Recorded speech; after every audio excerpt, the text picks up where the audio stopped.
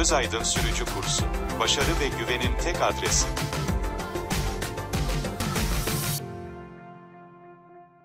Teşekkür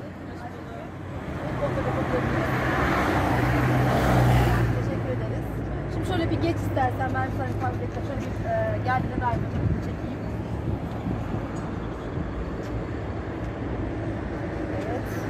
Tamamdır. Şimdi başlayalım. Önce bir kaputumuzu açalım.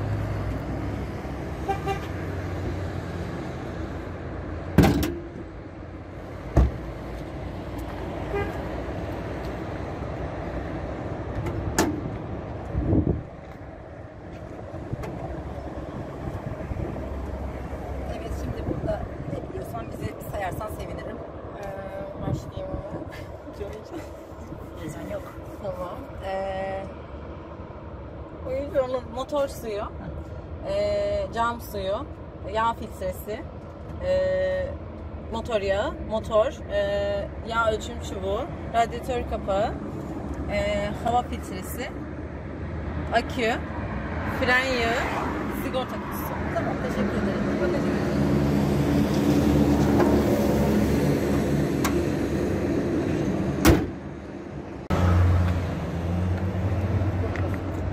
var. Şimdi burayı da. Yedek lastiğim var. Çeki demiri var. Bijon anahtarım. Kriko kolu. Evet. Kapatıyorum. İlk yardım çantam. Üçgen reflektör. Yangın söndürme tüpü. Tamam, teşekkür ederim. Lastikleri de kontrol edip binersen başlayalım sonrasında.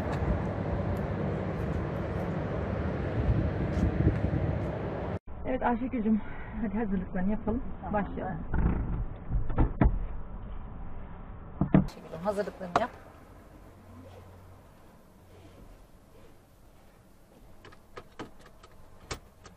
Şöyle kontağı yarım açıp şöyle bir içini tanıtırsam.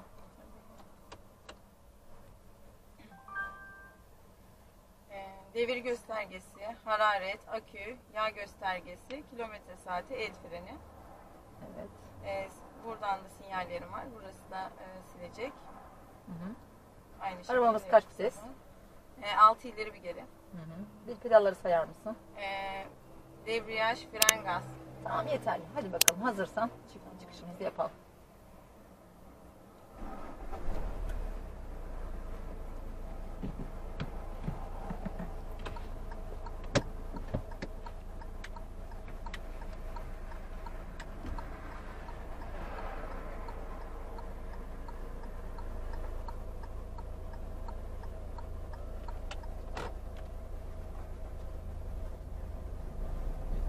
Evet, güzel.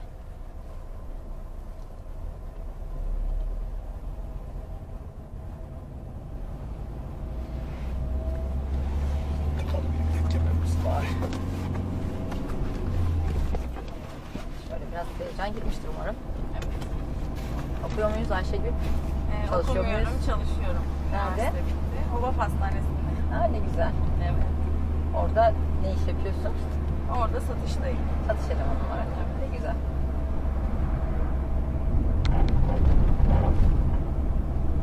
Tam derslerini aldın. Evet.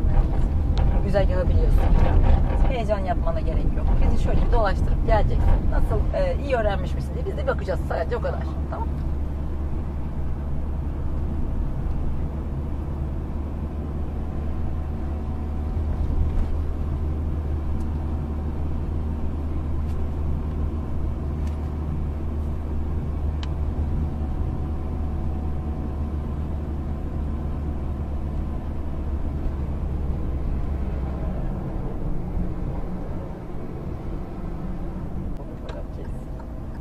Yavaşlayıcı da. Evet, bizim sizden istediklerimiz zaten yavaş, sakin, kontrollü. Sinyallerinizi unutmayın. Parklarda dubalara çarpmayın. İstopunuzu etmenize zaten gerek yok. Yavaş, sakin sakin giderseniz yanlış yapacağınızı düşünmüyorum. Ama sinyaller çok önemli. Sinyalin telafisi yok, unutursanız şimdiden baştan söyleyeyim.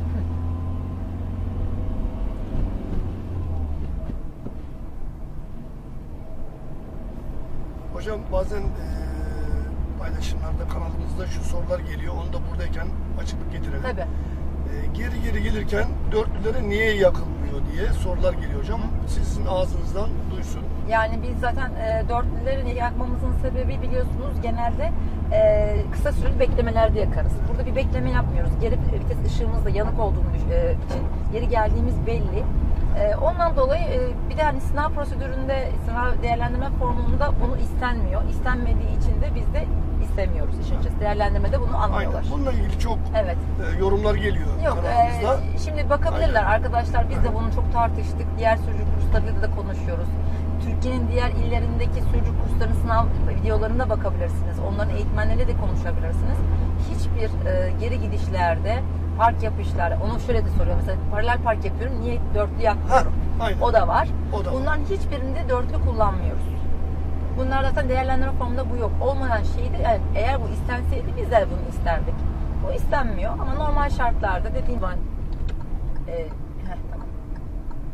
Bunu normal şartlarda belki akış, yani hayatın akışında, trafiğin akışında yapmak zorunda kalıyoruz. Çünkü dikkat çekmek zorunda kalıyoruz. Yoğun trafiğin içinde. Dörtleri açıp o alanda park edeceğimizi ya da duracağımızı bekleme yaptığımızı ama geride dörtlü açmıyoruz. Yani ben şahsen de normal trafikte açmıyorum geri giderken dörtlü. Müsaitse şu hizanı al bence. Burası uygun. Girebilirsin.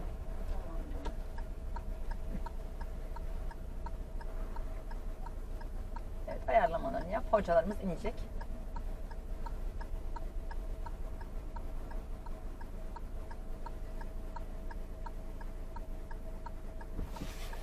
Ayarladıysan Tamam. iniyoruz biz. Evet, hadi bakalım. Şimdi acele etme. Sakin.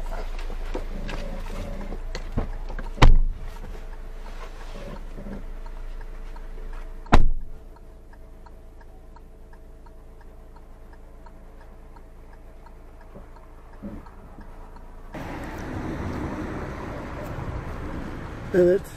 Arkadaşımız Ayşegül şu anda parkını gerçekleştiriyor arkadaşlar. Komisyon başkanımız, yardımcımız da burada.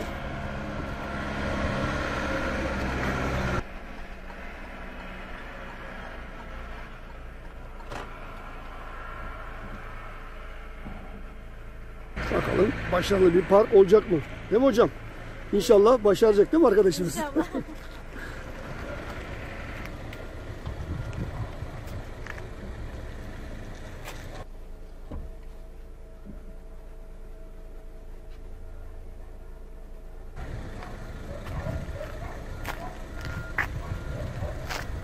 Çizgiye temas ettiği, evet, ön tekerde girdi.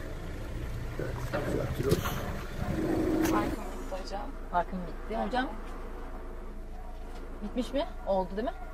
Tamam, teşekkür. Çıkabilirsin.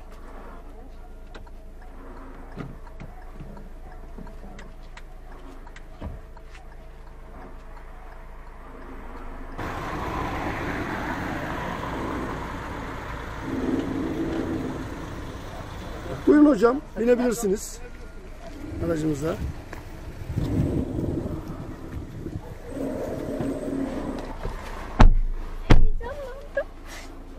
Parkımızda. Hadi bakalım bunu da ayarla güzelce. Yine hocalarımız inecek.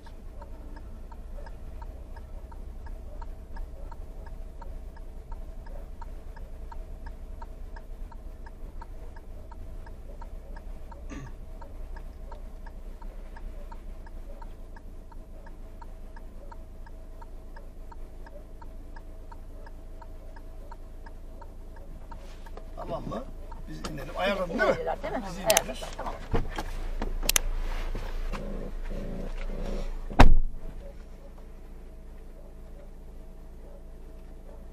Evet, arkadaşımız Ayşegül şu anda L Park'ta.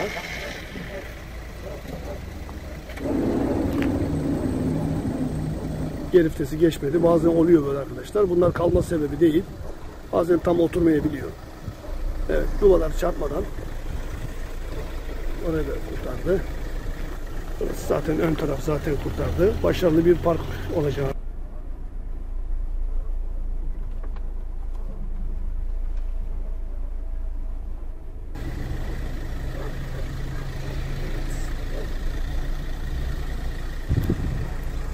Evet, şimdi hocamız soracak. Hocam.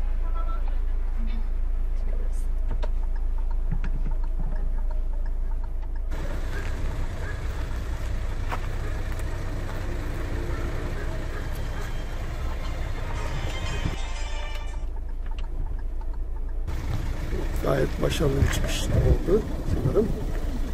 Buyurun hocam, geçebilirsiniz.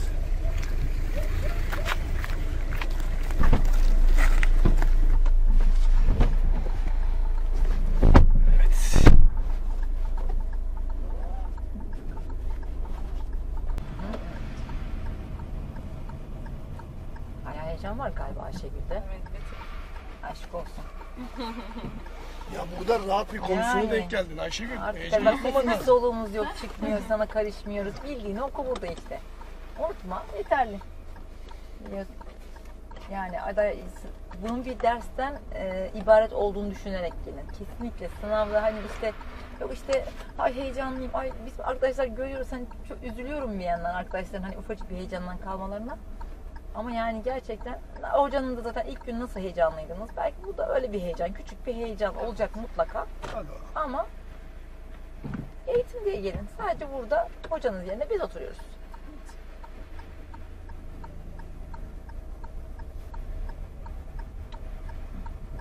Biliyorsun döneceğimiz. Evet. Yok.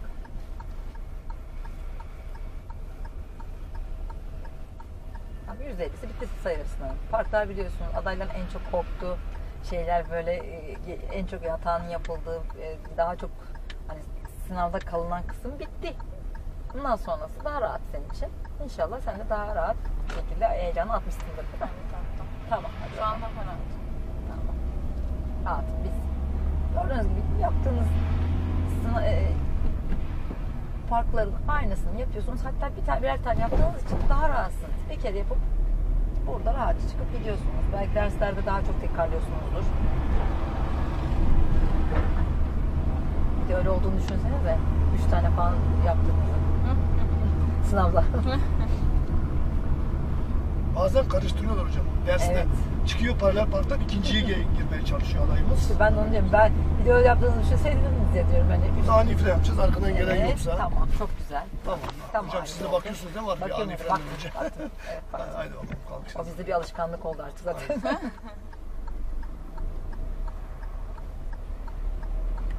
Bazen onu arkadan araç geliyorsa ben adayı bile uyarıyorum ama yani ilk önce biraz yavaşla diyorum çünkü en azından arkamızdaki bizim yavaşladığımızı anlasın.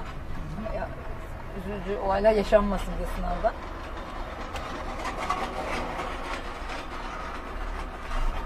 Güzel.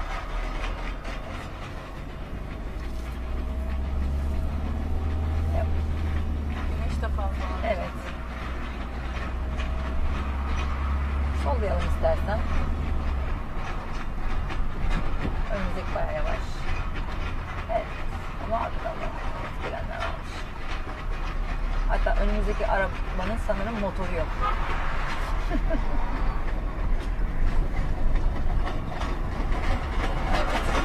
Değil mi? Böyle bir tuhaf olay.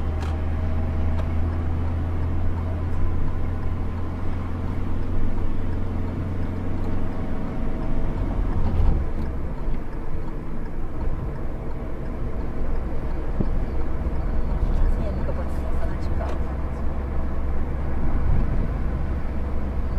Yani sinyali kapatmak bir hata değil. Evet. Ama tabii şimdi devamlı açık kalması da bir hata sonradan oluşturabilir. Çünkü önünüzde bir sağ tarafta diyelim sağ sinyal açık kaldı. Arkadan araç bu sefer ne diyecek? Acaba sağa mı dönecek, sağa mı dönecek diye senin bekleyecek. O yüzden evet yani vermemek tabii ki kalma sebebi. Hani kapatmamak kalma sebebi değil ama siz gene ilerideki sürüşlerinizde yollarda yani sinyalinizin işi bittikten sonra şerit değiştirmeniz, dönmeniz bittikten sonra mutlaka sinyallerinizi kapatın.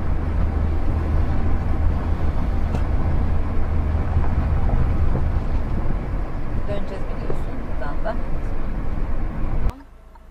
İstersen bekleyelim. Ben biraz göremiyorum. Bir öne çıkar mısın hakikaten?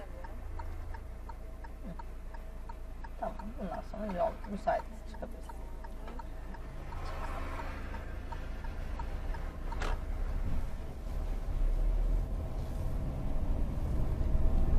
Evet. Şerit kontrolün güzel. Araç toparlanıyor. toparlaman güzel.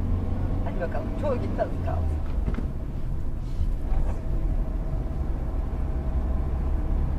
Güneş de yaksın biraz. Artık güneş faktörü de kalmadı. Arkadan alın. Şimdi bizim o eski içine yolundaki güzergahımızı biliyorsunuz hocam. Evet. Ne kadar zordu, ne kadar korkunçtu bizim için diyelim. Biz bayağı hani komisyonel olarak Burası tabii riskliydi. yani özellikle o biliyorsunuz Saranda'dan karşıya geçmeler falan bizim için bayağı bir sıkıntılıydı. Burada en azından işte daha diyelim ki risksiz diyelim. Orası da direkt ana yola çıkıyorduk. Hepimiz orada tehlike altındaydık. Burası sizin için daha avantajlı. Bu avantajı da tabii daha iyi kullanırsanız bence iyi olur. Öbür adaylar, orada giren adaylara sorsanız burası geliyorlar. Burası çok kolaymış hocam. Burası çok kolaymış hocam. Her zaman boş denk gelmez yani. Yani zaman boş denk gelmez. Artı Ben yanlışlıkla şu okları biraz karıştırdım. evet, ben de ona farkına vardım. Neredeyse herhalde dedim güzergahı karıştırdı gidiyor. Son anda fark etti. Evet. Çünkü hızlı girişten belli. Geçen sınavda öyle oldu bizim aday. Aldı başını gitti. Hadi Biz be. de, bıraktık yani yapacak bir şey yok. İşte parkuru bilmek Yani. gerekiyor. Daha öncekinde şu döndüğümüz döner kavşakta ters yönden döndü. Ondan bıraktık heyecandan. Yani bunlar yaşanabiliyor sınavlarda ama tabii son anda fark etmen de güzel. Evet. Yani o ilk oktan falan. Yani, Çünkü diğer tarafta da ok olduğu için biraz şey yapıyor orası. yani bari. Şu anahtarlar çok önemli Ayşegül. Hadi bakalım. Hazırız. Değil mi? Evet. 20 saniyemiz geçti. Yavaşça kalktık. Hocam sizin de daha önceki sınavımızın videosunu da birkaç kere izleme fırsatım oldu. Evet. Daha önceki sınavın değil mi Evet. hocam? Çok Yine aynı denk geldik yani. Aynen Biraz güzel sonra. oldu. Hani videosunu yayınlamışsınız. YouTube'da ben de izledim. İşte Orada buradan- çok güzel yorumlar gelmiş. Yorum Evet. yapan herkese çok teşekkür ediyorum. Biz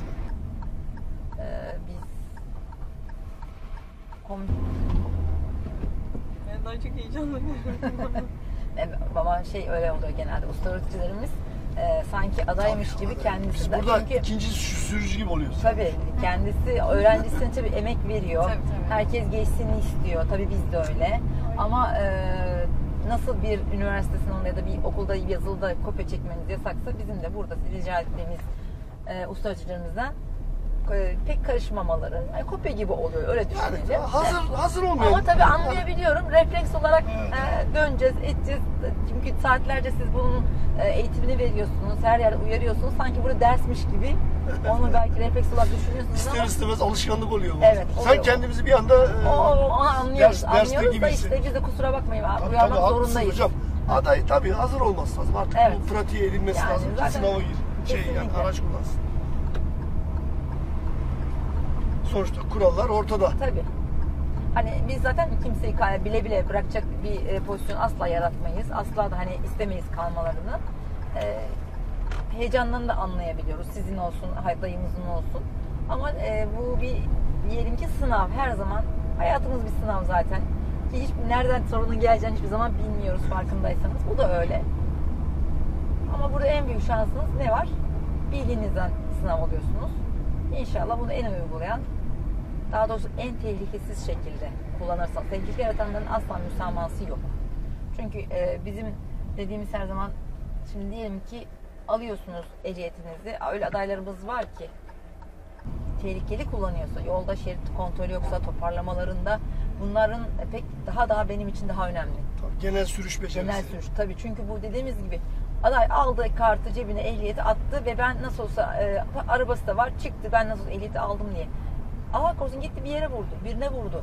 Ben yani toparlayamadı işte mesela şerit kontrolleri, yol sürüşü, yol hakimiyeti yok.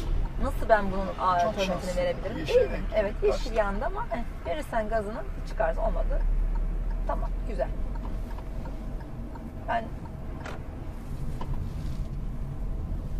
trafik biliyorsunuz şu Aydın'da bile şu anda çok kalabalık, çok tehlikeli. Kimsenin kimseyi beklemediği bir düzen var. İyi ki ışıklar var bir yanda. Devam. Ters yönde durup böyle. Yavaş. Ayşegül'cüm bak geliyoruz artık. Güzel bir park yap. Artık bunu hayırlısından sonlandıralım sınavımızı. Yüzdük kuyruğumuza geldik. ama burada bile son kontağımız kapatana kadar Şu kırmızının arkasında evet duracağız biliyorsun. Duracağız. Evet. Nasıl müsaitsen ona göre kontak kapanan kaslarımız devam ediyor. Şimdi evet, yavaş durdun. Evet.